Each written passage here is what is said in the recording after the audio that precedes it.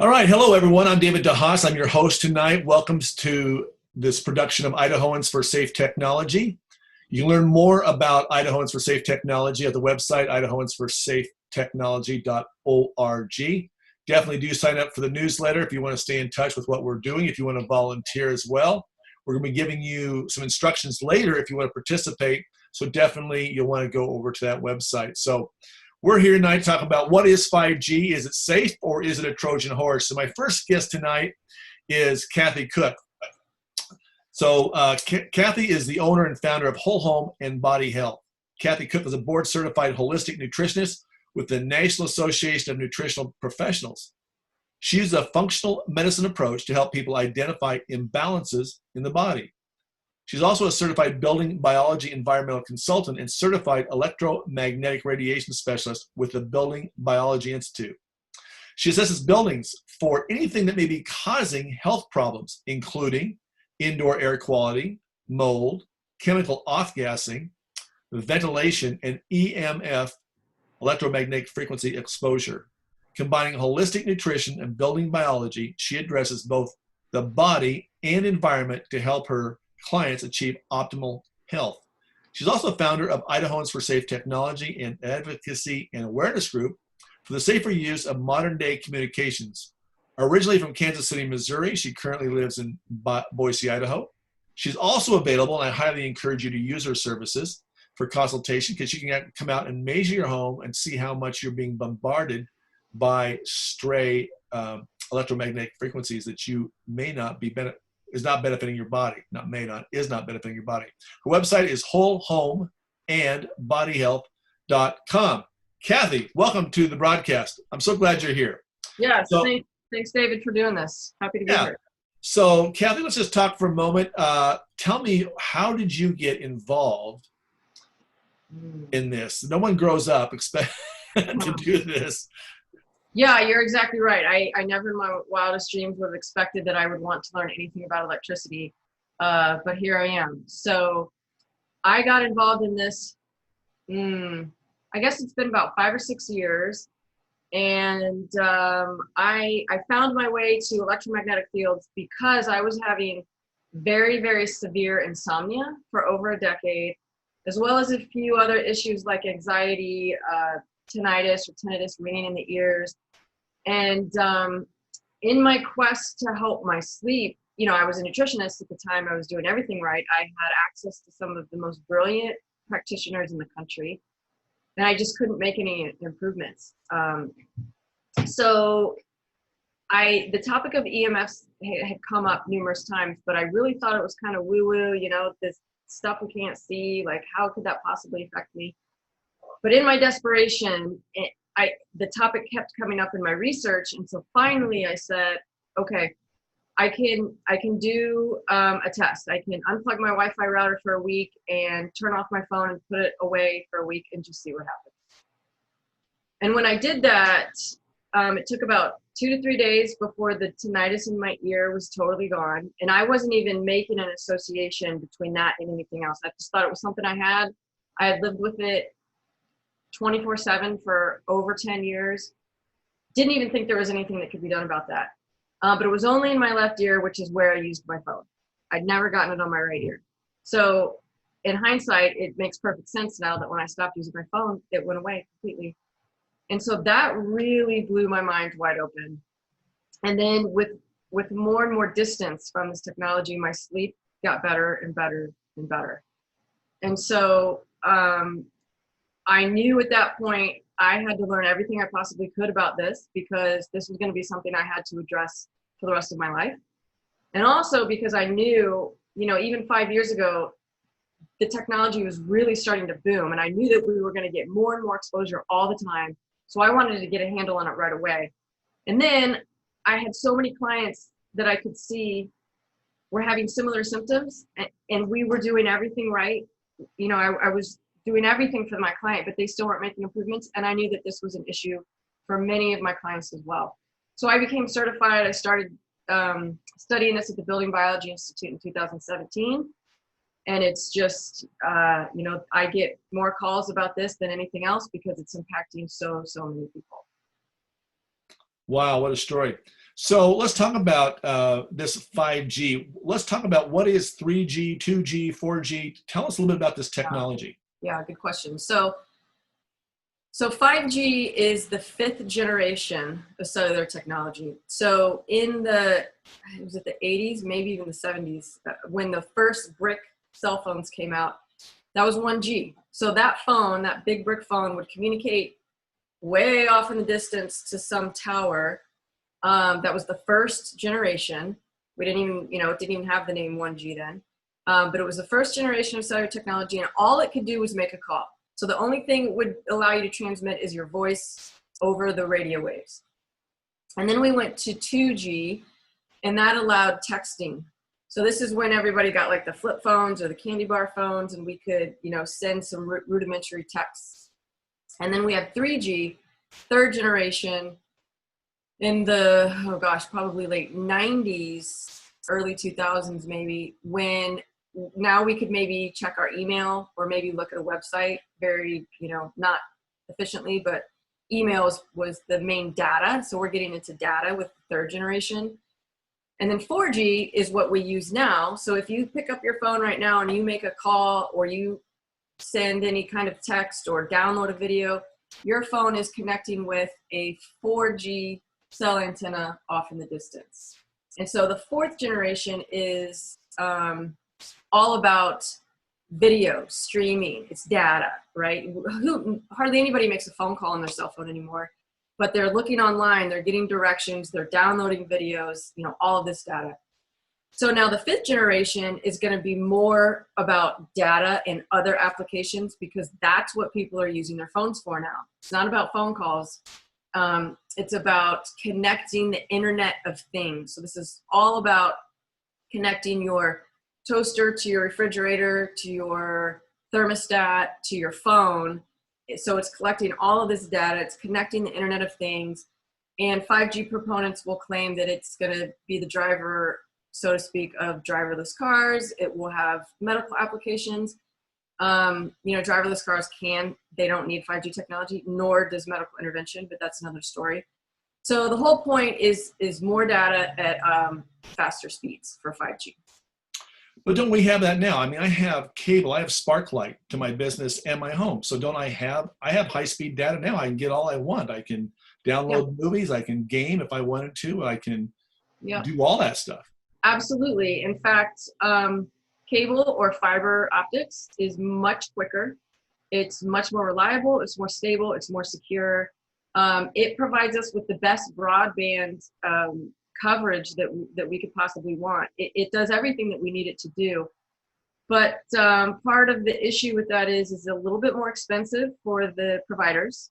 So it's cheaper for them to just put these antennas up. And they don't get the data collection. So, data is incredibly valuable information. Your data, it is worth so much money to me, because when I know what your habits are, what you do when you shower, when you open the refrigerator, I can market to you better. I can market to you for things that you want. And when the industry has our data and they can sell that data to companies, it's a huge moneymaker. So, fiber optics doesn't have that same ability. So that's kind of the interest from the industry of why they want these so bad. So what you're telling me is that if I open my refrigerator and at a certain time, and I've got certain habits, this is really prying into what I'm doing, and they know if I'm using coffee or certain products, or even, if I'm talking to Siri or to Alexa or these Google apps, what you're telling me, that's data, and these marketers, whatever they're marketing, and obviously Facebook and Google, that's where they make their money, is off of the marketing data, so we can sell advertising, so we can sell products at the end of the day. Absolutely. I mean, everybody has a story of, I was talking to my friend the other day really randomly about my cat, and then I got online and I saw all of these ads for cat food. It's everything we're doing over the airwaves is recorded and about data collection for that purpose. Right. So it's good for advertisers. It's good for marketers. Yeah, absolutely. We don't really, for me, I market my product, right? So, but I'm doing it on the internet. I'm doing it on YouTube and Facebook and other means as well. So basically what I hear you saying is that, we've already got in this valley, there's wires everywhere. Mm-hmm. Everywhere. Yes. Yes. So Many neighborhoods. Yeah, so many neighborhoods already have fiber optics in the neighborhoods where all you got to do is request to get a connection, and it's CenturyLink most often. Sparklight has it as well, and that's your data connection. It'll give you the best connection that you could want. So Verizon doesn't have wires in the ground. So for them, or T-Mobile or whatever, not only is it a data collection thing, but this is a cheaper way to get to homes. Well, it's a cheaper way, and it also has to do with the site developers, the people that are seeking out the land of where they want to put the antenna. That is a moneymaker for them. So the more of these sites that exist, the more money they make. So they're another player in this, the site developers, in addition to the industry. Right, right.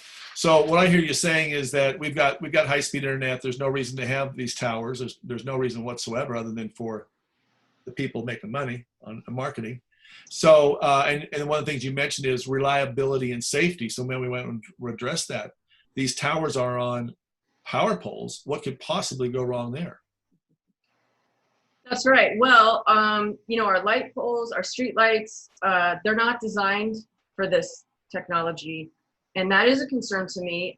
In some instances, I have seen some of these antennas actually just kind of combust because the power that they're using is so high. The same amount of power that they're using at macro towers, but it's not designed for, a residential light pole. So that is a big concern to me. The weight, all of the infrastructure, right? See, yeah, this pole, this wooden pole here is absolutely not designed for that kind of equipment. So that's a whole nother concern. And that's very, very close to this person's home. That's not something any of us want to see outside our windows. What's the wattage of a basic cell phone call? How much power does one need to make a call? In order to make a call, you need 0.1 watts, which is very, very, very, a tenth, not even a tenth of the amount of power that these antennas are putting out. They're putting out 1,000 watts or more, sometimes much, much higher. When, yes, in order to make a call, you need 0.1 watt. So, as I read in the FCC, is that if there is not a need, in other words, if we can get a cell phone call, there's not a need, and that's in the Boise City Code right now, as I understand it. They have to do a propagation test, which they're not doing right now. They're not following their own rules. Yeah, that's absolutely right. The industry is required to show that there is a significant gap in coverage at any location where they're proposing to put an antenna, a macro antenna, 4G, 5G, whatever it is. And in the Boise City Code, Title 11, it clearly states that a propagation study must be submitted with the application. And I have looked at dozens, hundreds of these applications on the Boise City website, and I have yet to see a single propagation study submitted by the industry on any application. Not one. Not a single one. So the Planning and Zoning Department is not following their own city code. That would be my interpretation. Right. Okay. So now you do measurements. So when you've got some video on this, don't you? Of how this affects. Yeah, I do. So I have a YouTube channel.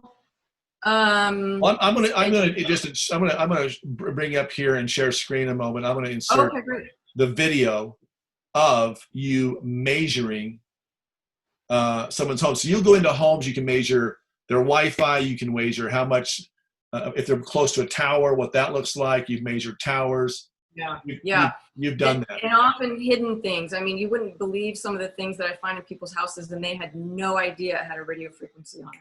So we have all these little gadgets, obviously, but these towers are just add another burden.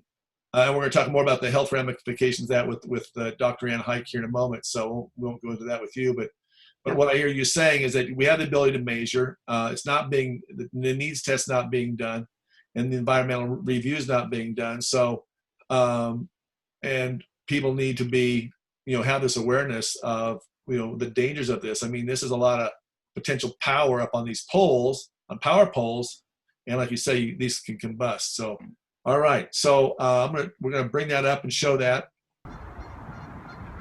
Hey everybody, this is Kathy from Whole Home and Body Health, and I just wanted to show you something here today. Right behind me you see this cell tower. So I came here because I had to drop something off at this FedEx, and I saw this tower so close to these businesses. So can you imagine if you worked in this FedEx office, or right underneath that tower is a doggy daycare. So do you really want to drop your pets off there? I just wanted to show you the kind of reading I'm getting from this. I have my meter on. I had to put my attenuator on it because the levels I'm getting are so high. So you guys, I'm getting 600,000 microwatts per square meter. Safe Building Biology guidelines want this number under 10 microwatts per square meter. I'm getting 600,000. This is insane. So I really feel for anybody that works in these businesses. There's quite a lot of businesses nearby, but that is outrageous. So just, heads up, keep an eye on where you're spending time, where you're dropping your dogs off, all this great stuff. And let me know if you have any questions. Thanks for watching, guys. See ya. Bye. Okay, Kathy, I want to thank you for sharing your expertise here tonight. And absolutely. Thanks for asking good questions. This is important information we need to get out there, so I'm glad to see this happening. Exactly. So next we're going to go to Hank Allen. Bottom screen. But anyways, hey, thanks for having me on, Dave. And yeah, I know more about this than I care to know. And real estate agents and contractors shouldn't have to know this much.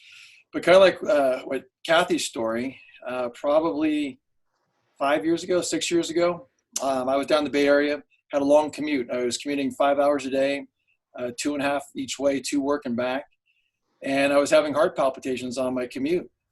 And I was every day there's 5 different spots I'd have these massive heart palpitations.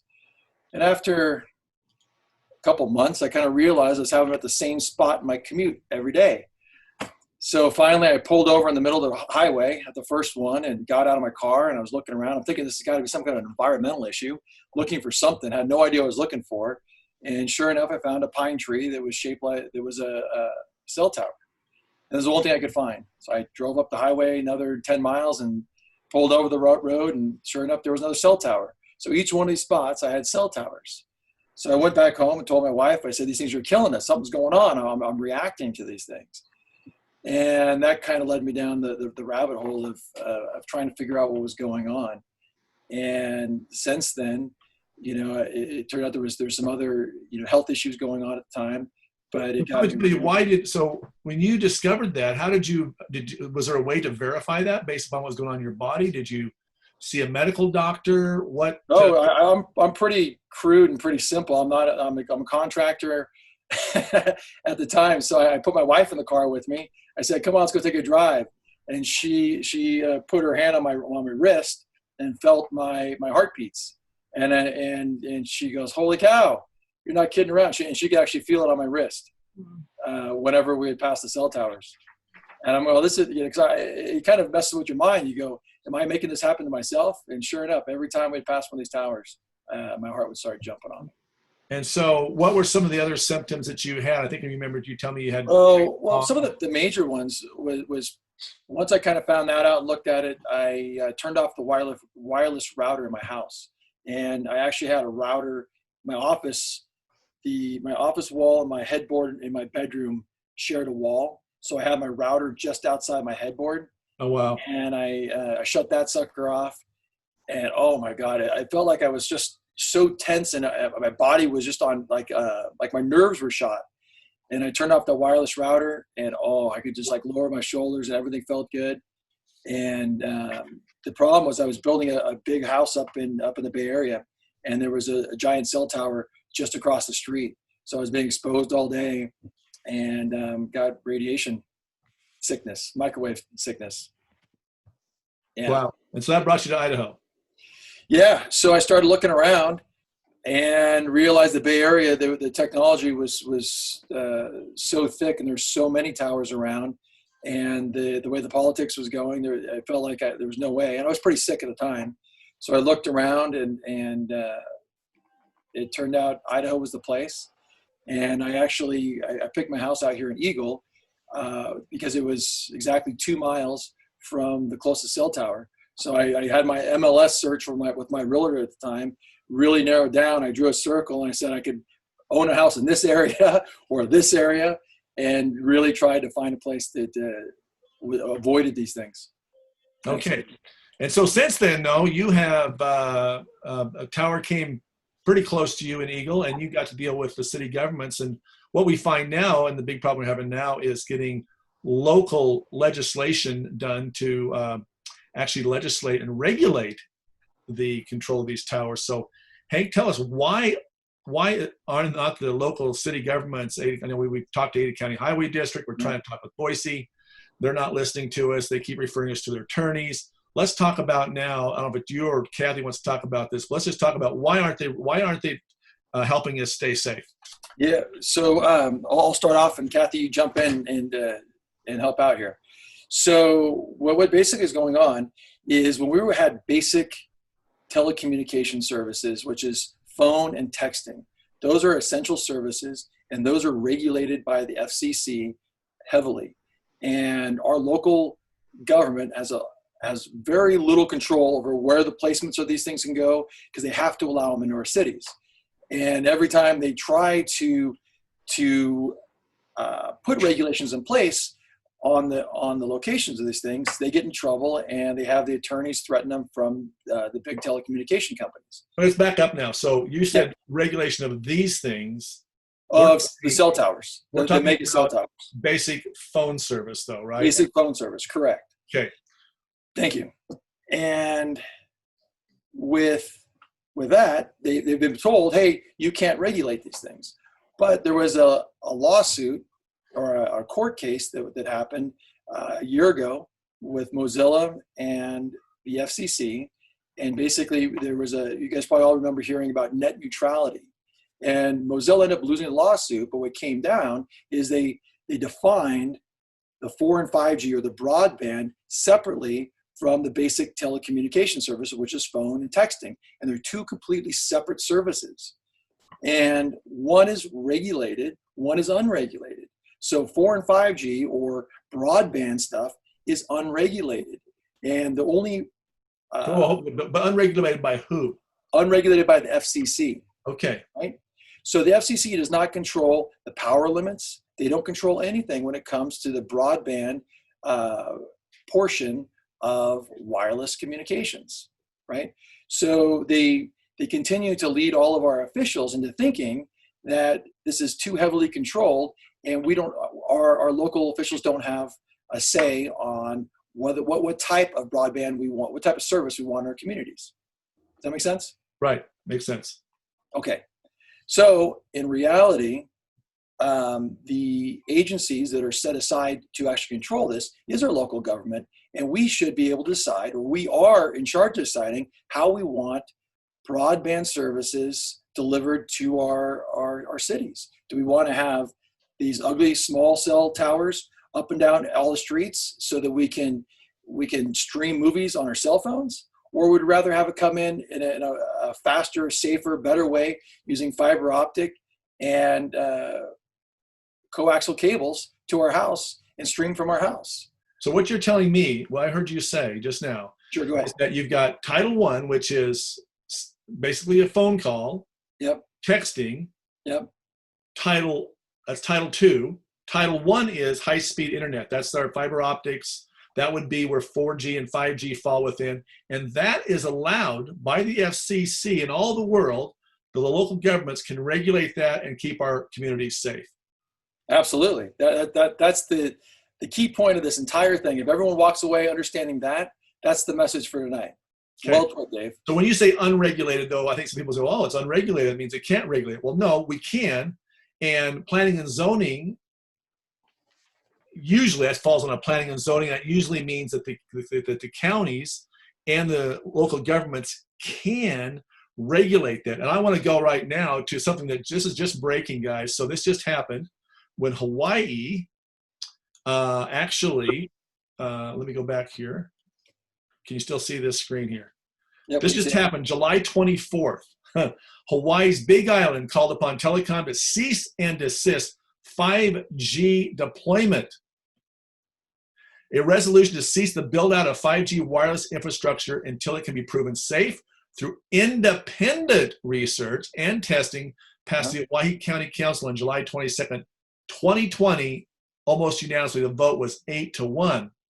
The resolution introduced by council member, I'm going to skip some of this. The resolution was put forth by the constituents and agreed to present to the council. In the council meeting that lasted nearly 6 hours, approximately 40 people waited in line to testify one by one in separate rooms in Hilo and Kona, set up due to COVID. Determined to have their voices heard, testifiers persevered as there is no option to testify online from home in Hawaii County, despite the recent COVID closure of 3 separate testimony locations. Very interesting workaround. Written testimony supported resolution 67-20 was overwhelming. According to the county clerk's office, 650 written testimonies were submitted, almost all of which were in support of the resolution. Council member, I can't pronounce the name, Kleinfelder, quoted from the Telecommunications Act of 1996, as well as Hawaii state regulations, and pointed out how both documents state that in general, local authorities have the final say in protecting the safety of citizens with regard to telecommunications permits.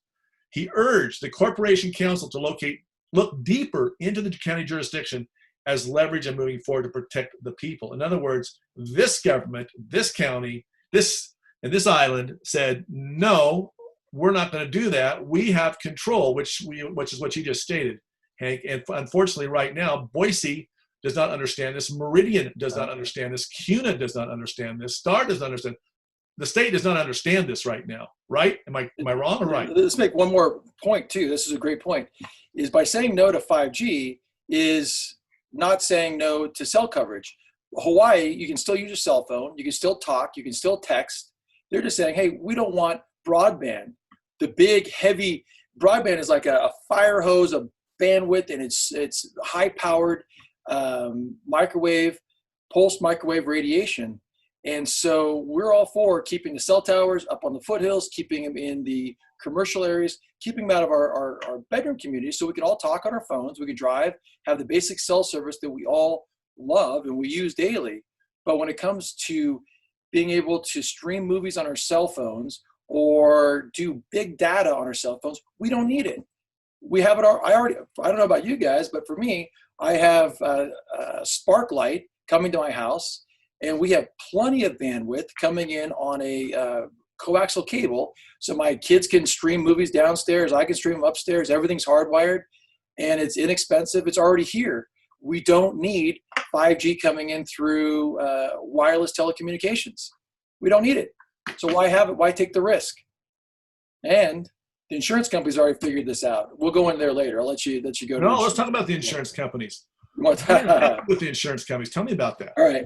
So there's a lot of debate. When I talk to people about this, a lot of people say, "Well, hey, half the people out there think this 5G is great, and cell phone radiation doesn't cause cancer; it won't hurt you." The other people, conspiracy theorists, tin hats, all this other stuff.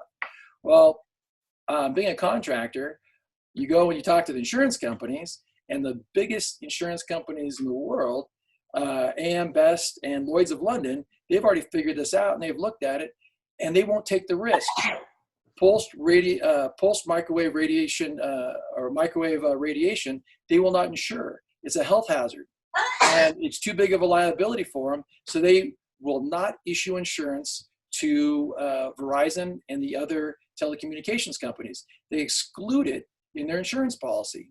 So for myself as a general contractor, if I want to go build houses, I run down to my insurance agent and get a policy, and I have exclusions in there. And in the fine print, it says you cannot build condominiums. There's too much risk there. You can't put roofs on houses. It's the same thing for the wireless communication companies. They say, hey, I have insurance. Look at my policy. They don't show the fine print, and our local municipalities don't ask for the entire insurance policy. So they say they have insurance, but they're not insured for the environmental exposure when people get sick from microwave. Okay, so let's just take that step further. It gets deployed in Boise, Idaho, which is happening right now, and someone determines that their kid died from cancer, or maybe both kids died from cancer. Sure.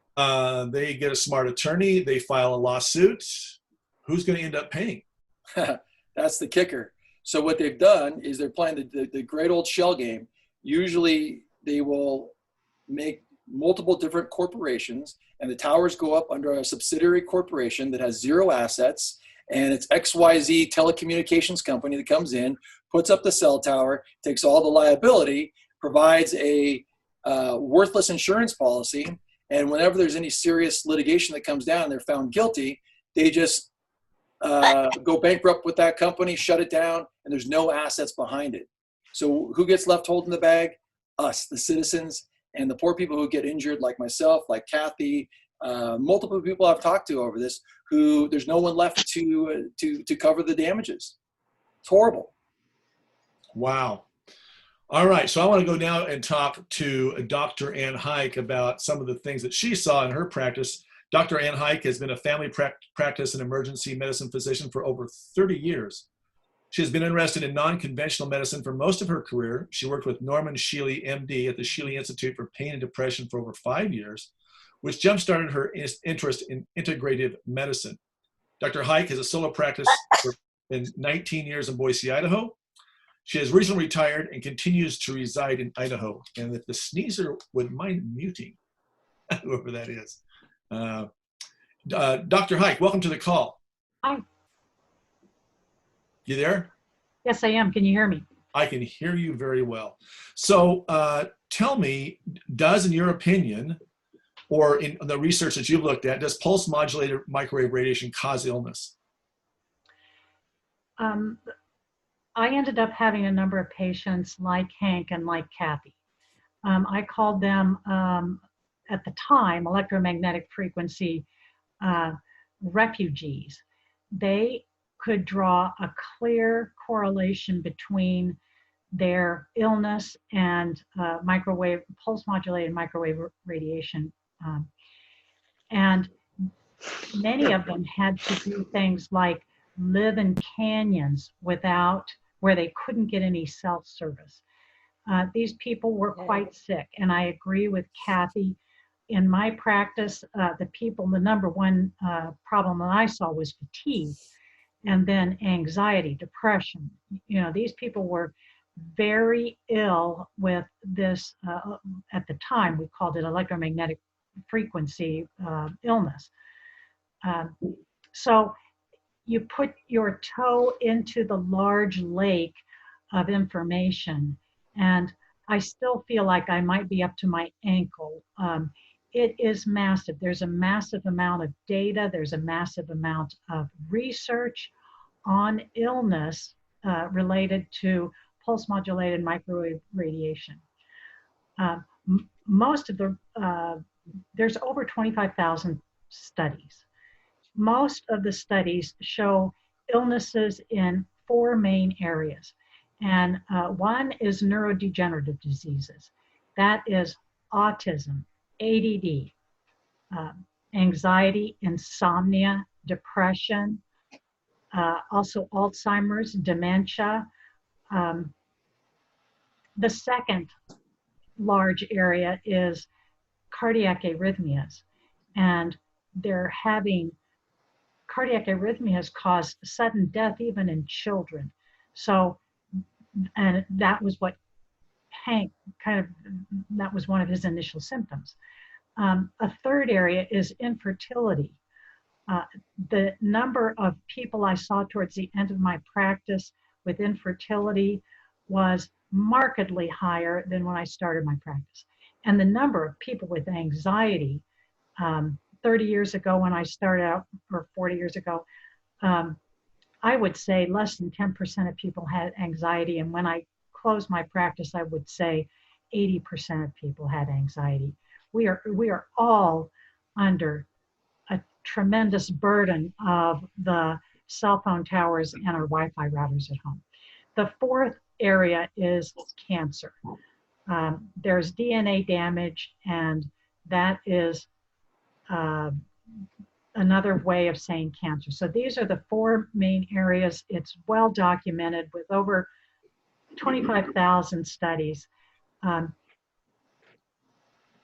With asbestos and lead, less than 10,000 studies were enough to get that out of the environment. And with 25,000 studies, we are still debating whether there's enough research to modulate or stop this. Okay, do you have any other questions? Well, no, that brings up another good point. I want to bring up now this video. Can you guys see here, Mr. Blumenthal here on the screen? Yeah. Okay, so I'm going to play this clip. It's about 2 minutes. Here we go. A commitment to do the research on outstanding questions. So my question for you, particularly Mr. Gillen and Mr. Berry. By the way, he's asking the people that represent the wireless industry. That's who he's talking to right now. How much money has the industry committed to supporting additional independent research? I stress independent research. Is that independent research ongoing? Has any been completed? Where can consumers look for it? And we're talking about research on the biological effects of this new technology.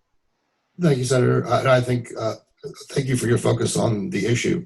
Safety is paramount, and as you alluded to, we rely on the expert agencies, rely on the findings of the FDA and others as to the requirements to keep all of us safe. There are no industry-backed studies, to my knowledge right now. Happy to visit with you as to what opportunities you think there needs to be more studies, and we're always for more science. We also rely on what the scientists tell us. So essentially, the answer to my question, how much money? Zero. I can certainly follow up with you, Senator. To my knowledge, there's no active studies being backed by industry today. Anybody else know of industry commitments to back research, fund it, support it, to ascertain scientifically the health effect? Senator, I'm not aware either, but I do know that with small cells especially, you're going to have lower power levels. And of course, as from a carrier perspective, you want to be able to manage interference so that that interference is the lowest interference possible. So I would think that some of those studies or some of that information could be utilized in looking at the health consequences, but no, I'm not aware of any. So there really is no research ongoing. We're kind of flying blind here as far as health and safety is concerned. Thank you, Mr. Chair. No answer. We are flying blind here. No answer, no reply, no rebuttal by the wireless industry. That should give you a clue, folks. They were sitting there and backtracking as quickly as they can. So, but this is what's going on right now. This is real time. This is another clip that we just picked up here, and this is a short one as well.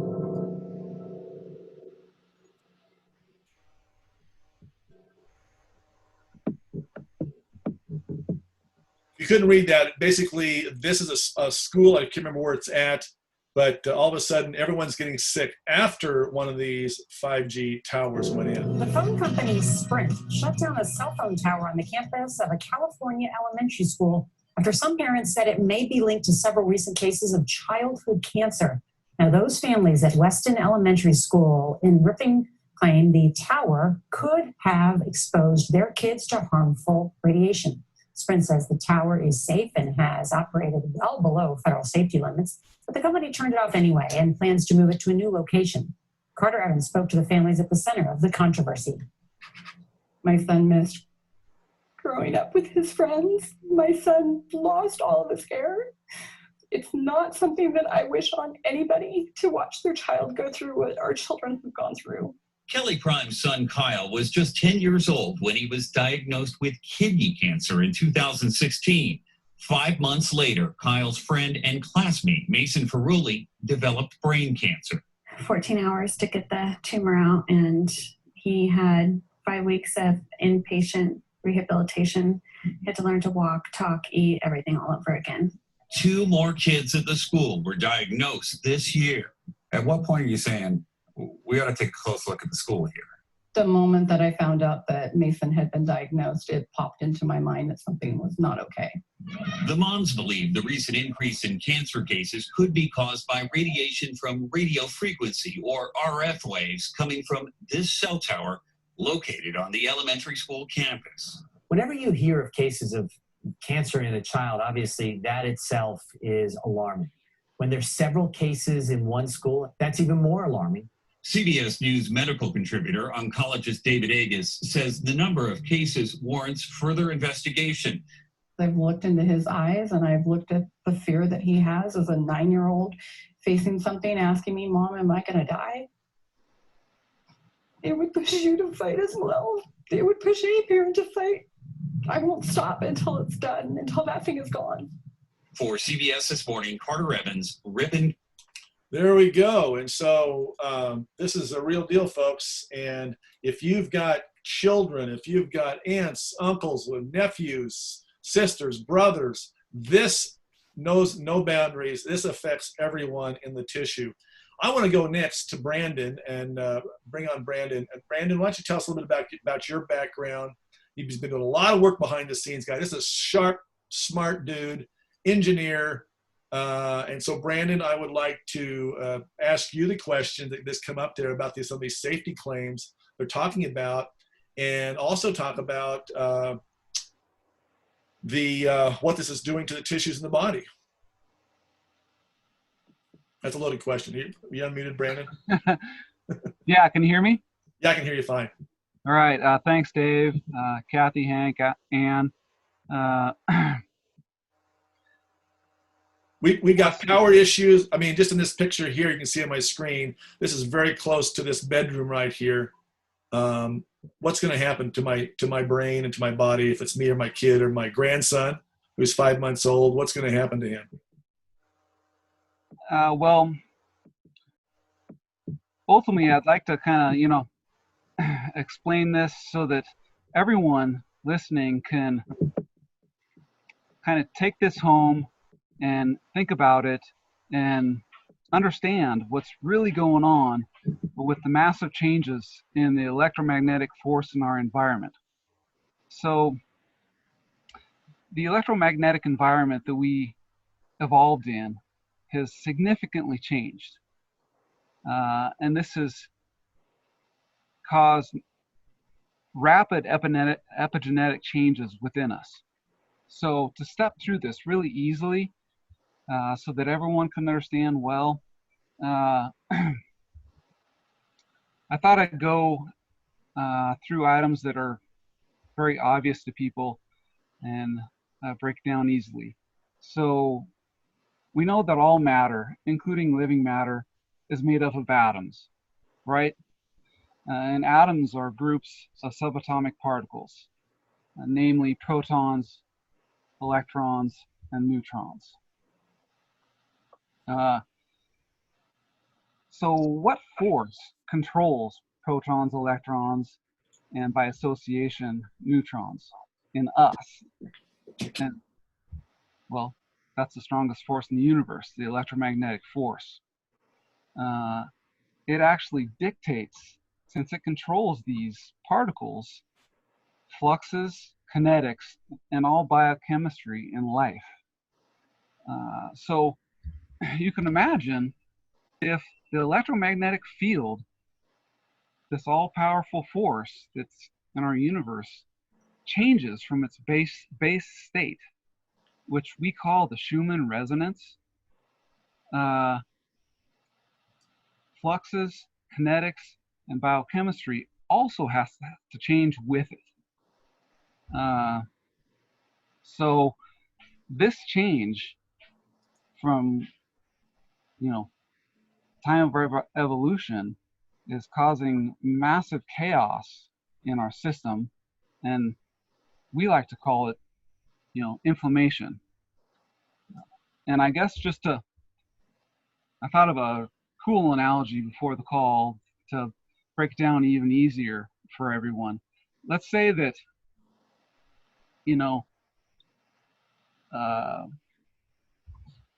you're watching a baseball game at Yankee Stadium, New York City. Everyone knows the rules of baseball. There are 4 bases at right angles to each other. And there's lines running from home base through first base or third base. So the limits of the park of the baseball game are well defined. So this is precisely what the Schumann resonance is for life and biochemistry. It's the park, in my analogy, which life plays in. So let's go a little further. Let's say we remove, I don't know, first and second base and extend right field 500 feet, and I don't know, let's add a sinkhole out in center field. So, I mean, would the game of baseball in Yankee Stadium be the same? Well, I guess that's intuitive. So this change is parallel to the change of what's happened in our environment that dictate the rules of the game of life over all of evolution. So what we used to expect, we no longer can expect, because life is actually trying to evolve to compensate for this new electromagnetic field, which we call epigenetics. So the results of this are exactly what Anne discussed: mass extinctions, explosions in cancer, neurodegeneration, autoimmunity, immunity, etc. So we're basically changing how the planet, the birds, the bees, the plants, we're changing how that affects them as well, right? Yes, and that was alluded to in my mass extinction comment. Right. I mean, this is all life. I mean, and we all have a molecule in us called magnetite atom, and the bats, the birds, the bees, humans rely upon this, and it works in navigation for the birds and the bats, you know, in many different utilities for us, facilities, and it's controlled by electromagnetic force. That's how the birds and the bees determine where they're going to fly. And so what I hear you saying is that we've introduced a whole new, resonance beam in there, and that's going to mess with their ability to navigate. They're not going to have the roadways, if you will. They're not going to know where those are at anymore. Correct? Is that what I hear you saying? Yes. I mean, and to not make it so woo-woo, let me go into the Schumann resonance a little bit at a very high level. I mean, think about it for a minute. But, the Schumann resonance was found by Otto Schumann back in the mid-1900s. And this vibration goes on between the ionosphere and the ground.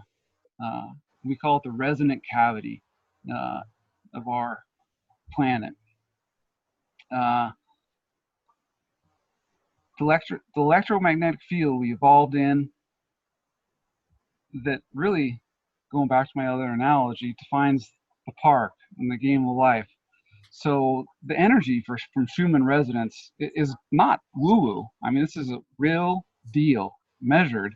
It's from the 40 to 45 million lightning strikes from cloud to ground that happen throughout the world every single day. So this lightning strikes and creates a standing wave that actually circumnavigates the globe 7.8 times per second. And these are the micropulsations of the Schumann resonance, or the geomagnetic field of the Earth, that drives, all life, within this planet, and specifically within us. It drives our DC current that flows from our perennial system in our brain, and in the birds, bees, bats, etc. navigation and so on. So basically, this frequency is going to be is definitely messing with all life. And for some, especially, I know our city is got to focus on being green and looking at ways to reduce the carbon footprint. That's one of their big agenda items. So allowing this is actually going to the opposite of what their intention is as far as their objectives of their city plan, which is to make us more green, make us more less carbon footprint, less effect on nature. We're going completely against that right now with this city. Yes, definitely, Dave. And that's ultimately why I joined this group, because, I have a degree in electrical engineering, physics, and math. And I mean, I can see the writing on the wall plain as day, and that we're just not going to survive if we don't fight. And I'm not going to go out without my best fight. And let me tell you, what I'm seeing so far since I've been in the group and having perspective into the wireless telecommunication facilities that are being applied and permitted by the city throughout the state, it's sickening, and it's a massive effort. I mean, we're getting attacked by an army of 500-pound gorillas, and Let's talk about that. We've got right now, you and I talked earlier today, and in Boise City, there is in their own city code, there is a requirement that they're supposed to follow that's not being followed. Would you want to explain what that is? Yes, definitely. And there are multiple, but one of the, I must have reviewed, in depth over 100 in Boise, and a couple other 100 in different places, throughout the state, and even, down in Florida. And as far as Boise, in the applications that they've reviewed and granted permits for, they are directly violating their own ordinance or code that they've written in at least one, if not more, facets. The one being the propagation or study or the needs test study. Basically, it says, hey, I want to put a tower here, Boise. And Boise is supposed to come back and ask the applicant, okay, where's your needs test? I don't see it in your application documents. Have you gone out there and actually tested that? There is a need for a cell tower right here for voice and text, communications. That's completely absent. Haven't seen it in one. Not one single one. So the Boise City right now, the council, who has not talked to us currently right this day, who is referring us to an attorney, the attorneys themselves are not enforcing their own department's requirements. So if I want to go build, Hank, you want to go build a building, you know that you got to go out and get a building inspection. You've got to have those guys come on, inspect the plumbing, inspect the electrical. None of that is happening. The needs test, let's talk about that for a moment. So I want to keep it real short here. A needs test, folks, is simply, do you have the ability to get, can you see my cell phone? Do you have the ability to get a bar, to be able to call someone on your cell phone? Then there's no need. No need, no application. End of story. So they're not following their own safety standards. They're not following their own objective of keeping the city green. If you want to keep the city green, you want to save the bees, you want to save the birds, you want to save the trees, you want to save the environment. That's not happening. Does anyone disagree with me on that? You're 100% correct, Dave. Okay. So just to be clear, folks, if you're here and if you want to participate, you want to help out, you've listened to these experts tonight. Look, we've laid it out. There's two titles. The city governments do have the right and should, because that's why they're put there. They're put there to make you safe, right? That's why we have building codes. That's why we have inspections. But yet, when it's come to these wireless towers, they have abrogated their responsibility. They're not following through with their own responsibility. So we need help, folks, and you need to help yourselves because we can't do it alone. We're a volunteer group. So there's 4 ways, I'm going to list them out here, that you can actually help us. I hope I have these up here. Whoops. Okay, so first of all, join Idahoansforsafetechnology.org. Number 2, we've got a great bunch of people on here. And if Carla's on or Jean's on, if you want to come on and speak to this, we need some people to help. If you're really good at organizing people, we need groups to go out because these towers are going in. And Brandon, I want to give you the screen here in a hot moment. And I want you to share your picture of where these towers are going up. There's a lot of them, folks. So we can actually go in and what's the word I'm looking for? Protest, I guess, these towers where they're going up. So we need some organization. We need to get signatures from the neighborhoods. If you just want to walk your own neighborhood and get signatures, great, we need you.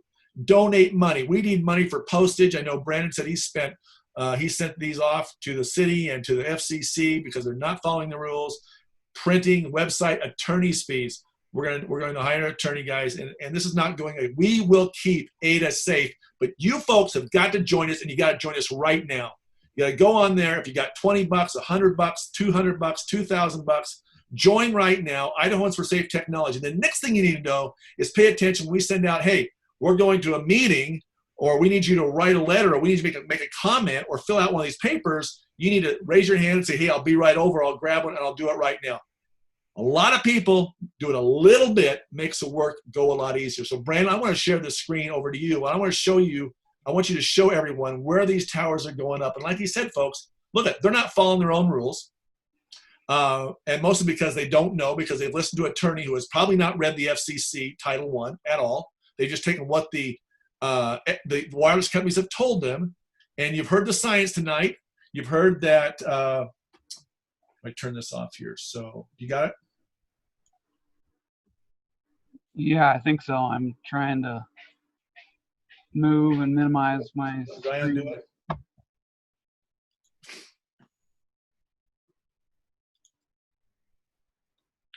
You should have it. Okay. Yeah. Hey, while he's doing that there, Dave, there we go. There's Sean O'Toole it's on watching this, and he's making some comments here. I would like to have a little bit of time after you're done to address some of his comments on I think it'd be great to talk about it out with the group. Okay, fantastic. Yeah, okay. We're going to answer a few questions tonight, so just hang around. More to come. Can you hear me, Dave, and everyone? Am I on? I can hear you, and I can see your screen. Okay, good deal. Sorry for the technical difficulty. That was really carbon error here. This is the map that one of our members has so kindly made for us. It highlights all the towers that have been permits or applications have been submitted since August 9th, 2019 through today. And that's somewhere along the lines of around 250. As you can see, I mean, it's very dense. And, we've gone and the colored wireless telecommunication facilities, we've actually assigned to people in the group to write letters to the FCC and stop them, and highlight the mistakes that the city has made by permitting these things, the violations they've made to their own ordinance and to multiple rules, FCC rules. So ultimately, our goal is to write a controversy letter, they're called, on every single, facility that there is proposed here. But, we're only so many. What we're doing is people step up to write the letters is they usually start at their own houses and they just work out from their house. And because everyone's concerned about what's going on closest to them, right? And that works.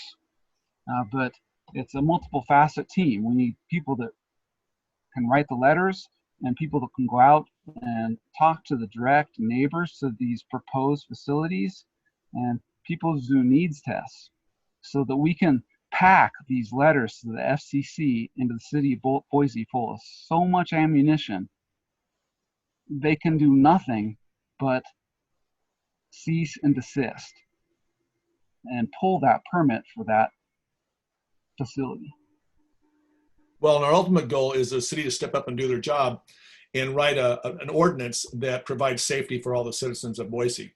So that's what we'd like to get to. And I think once that they understand, they have grandkids, they're just like us. They don't want to have, if they understand this, they don't want to be in this boat and saying, oh my gosh, I was on the council when I allowed, you know, and I'm sorry, you know, nephew or grandson or blah, blah, blah. I'm sorry that you got cancer now. We didn't know what we didn't know, but we want to make them aware. And so that's where the power of the citizens comes in. And we're working with the city of Boise on that ordinance. We're meeting some pretty significant resistance. You know, we don't really know what to suspect, but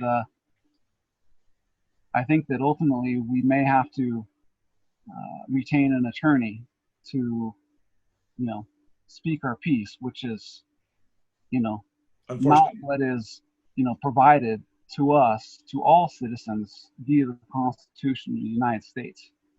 Right. And we're doing this in all the 6 adjacent cities to Boise as well. That is, you know, writing them letters to cease and desist and ultimately propose ordinances to them so that, you know, Napa and Caldwell, Eagle, Meridian, everyone, you know, have protective ordinances in place. And just to be clear, you know, Hawaii is not the only one who has voted against this. Connecticut has, Thousand Oaks, California is putting in a proper ordinance. It's happening in California. So there's a lot of cities around the country who have definitely looked into this, gotten smart, and said, you know what, yes, we're here for the safety of our citizens first. We have the option for wired to the premises. That's what is the safest. That's the most reliable. And so those cities, you know, we just want Boise to step up, and Meridian and Kuna and Ada County and all the other cities in Idaho, obviously, step up and understand the power that they have. And they have the ability to regulate Title I, which is high-speed internet. That's a high-speed data. We talked about the shell game, right? Who talked about that? Hank? Hank. Okay. Yeah, I'm sorry. Yeah, go ahead. Shell game. Can you guys hear me? Yes. Hey, you know what? It's 8 o'clock, and I just wanted to let you know that. And we did say we were going to allow folks to have some time for questions. So I was just going to suggest that anybody who really does need to get off now, do you think we could allow just a few questions now for anybody that needs to get off, so we're kind of honoring our time commitment that we made here? Right. Got it. So, so questions. Hank, you see this? Do you want to take? Who wants to take some of these questions? Well, I'm looking here. Sean O'Toole, he's saying he has to get off now. As soon as we're ready to go, he had some questions here. And he's looking for specifics on data showing how 5G wavelengths harm our tissues, right? And I think a lot of them have been answered on scientists4wiredtech.com. Yep, it could be answered there. But like for me, it's again, I'm a simple contractor here, and when I can turn off my Wi-Fi router and go, oh, I feel better, plug it back in and go, I feel horrible, and do that a couple times, and then have my wife plug it in when I'm not thinking about it, and I walk in the house, I'm all, oh, I feel horrible, what's going on? Well, the router's on. And I go, there's a direct correlation here. And so whether that's, you know, just a simple RF frequency coming from a Wi-Fi router or a cell tower or whatever, when you know there's a problem with it, I don't care what G it is, I want to be able to control that. And these small cell towers don't belong outside my front room window on a telephone pole, because I can't unplug it at night. When I want to sleep or raise my children, I don't have control over that. Now, having a cell tower way out in the mountains and the foothills or outside of our residential areas, Well, okay, I'm okay with that because I can escape and let my body heal at night and get away from it, right? So the question, no one has to prove to me, or I don't think we need even to prove to Sean that there are harmful effects from the 5G. Our simple point is, don't bring them in our residential neighborhoods or our schools or our neighborhoods. Well, Hank, not only that, but let's just talk about what's the evaluation of property value. We forgot that question. Yeah, absolutely. Let's talk about that. I know it's pretty significant. If these towers are going to be every 3 to 4 lots in the right of way, what will that do if I've got a tower in my backyard? What's it going to do to my value of my home? Best case scenario, while people are still pretty ignorant to this and not plugged into the health consequences, you'll lose 20% on your values. We have people here in Eagle where they are attempting to put a cell tower down off of Beacon Light Road, and a whole bunch of people are trying to sell their houses. And as soon as they disclose that there's a cell tower that just went in, buyers flee. They go, well, if I have a choice, I don't want to subject my kids to this. So property values are right now are plummeting. And as the word gets out, I think it's going to even be affected more. And I know for me personally, I moved from Santa Cruz, California to Eagle, Idaho for one reason. And that's because I found an area that would suit me. There was a good neighborhood, but I was away from cell towers and still close to a city and have great people like y'all to live with, you know? And the big one was finding a place without the EMF pollution. Right. And as you pointed out in those videos, those were great. But why do we want to take the risk? We already have broadband. I mean, I'm sure everyone here, we're streaming, we're talking on Zoom. So you have great connection and it's in your house. What's so important that we have to have 5G on our streets? Do we want to be able to watch movies while we're walking down the street on our telephone and we want to take a risk?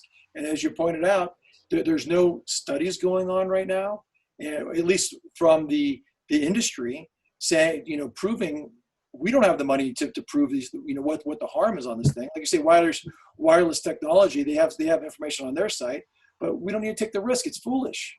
We already have it. We don't need it. Just say no. That's my opinion. Excellent. Brandon, did you have anything else you wanted to add? Okay, so guys, I'm sorry, Brandon, go ahead. No, sir, I'm okay. Okay, so guys, we if you want to be a part of the group, be part of the cool kids, definitely join our group. Reach out to us via the website. Hank, there's a place for them to put, yes, I want to play, I want to be part of this, I want to be part of the force for good, and I want to protect my city, I want to protect the bees, I want to protect my kids, my grandkids. Join there, Idahoans for, let me share my screen here, Idahoans for Safe Technology. And share. David, is it too late to ask one more question? Yeah, go ahead.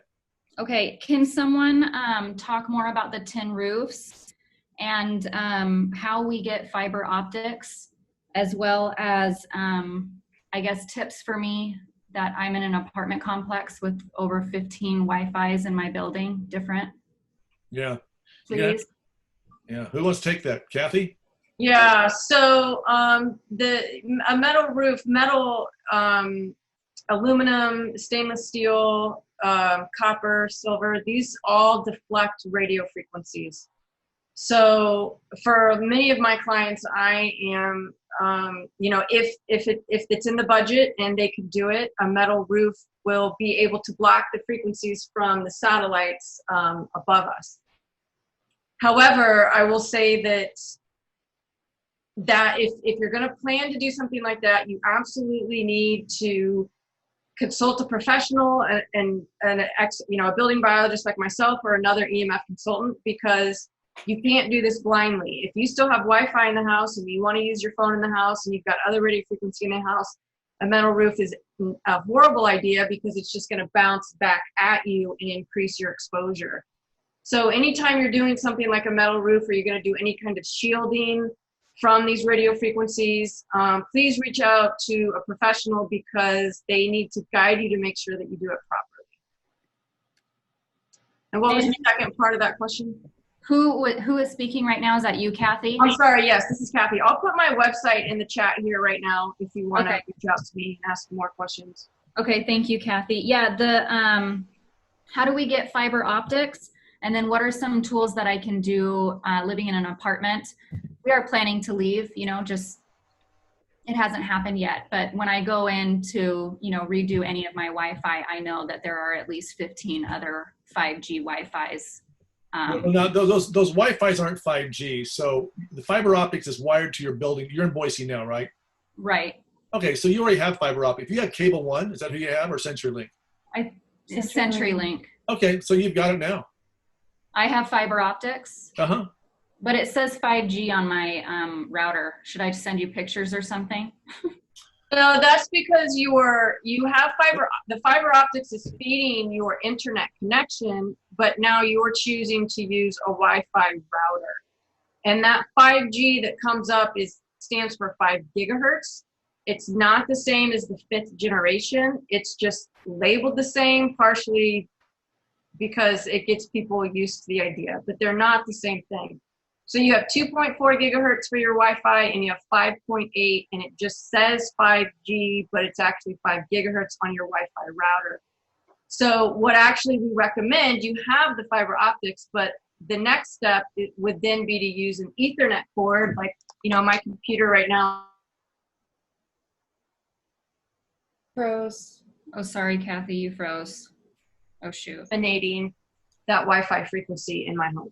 And that's what we typically recommend. And again, I'll put my number in here in case you want to ask me questions about that. Your number's in the chat? I'll put it in there right now. Okay. Where's that? Click on this. Okay. Okay. All right. And then is there anything I can do? I'm starting to get massive migraines in my temple, and I'm awake from 3 to 5. Yeah. So my specialty is sleep because, as I mentioned with my story, that's how I got into this.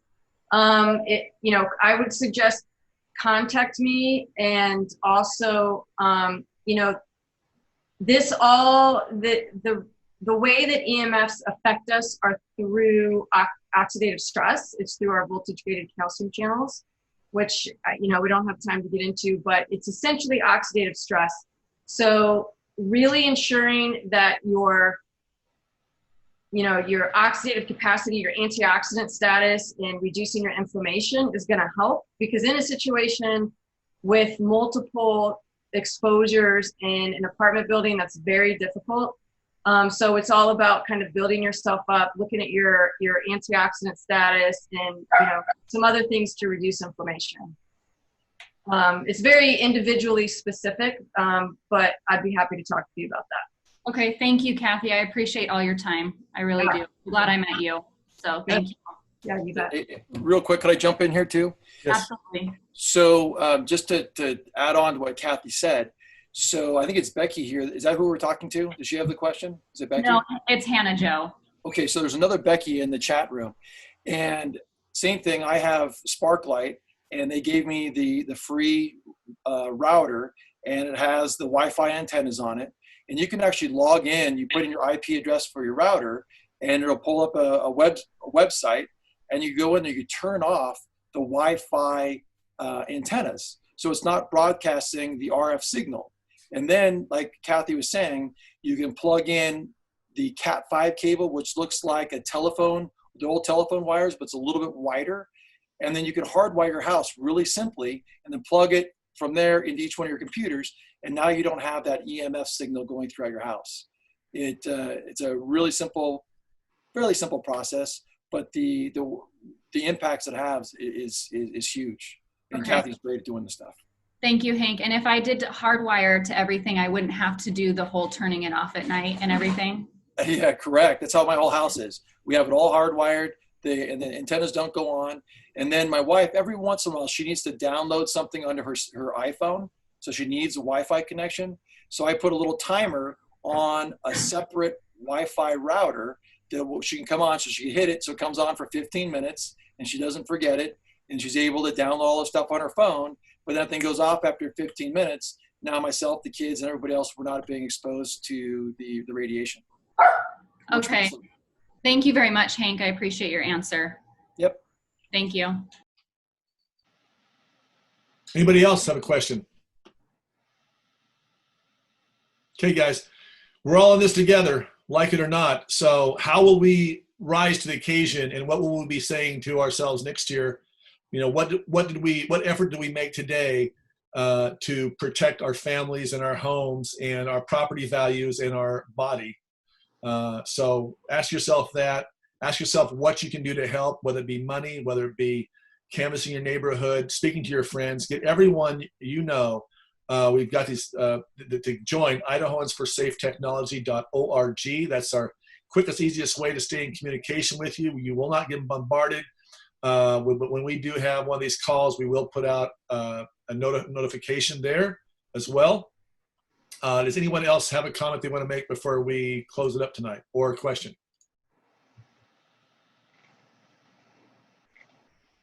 If everyone's done, hey, I just want to thank you, Dave. Thanks for putting this on and making this happen today, and spreading the word and bringing awareness. And we're going to do this again, folks. We'll probably do it again in possibly a week or so. So stay tuned.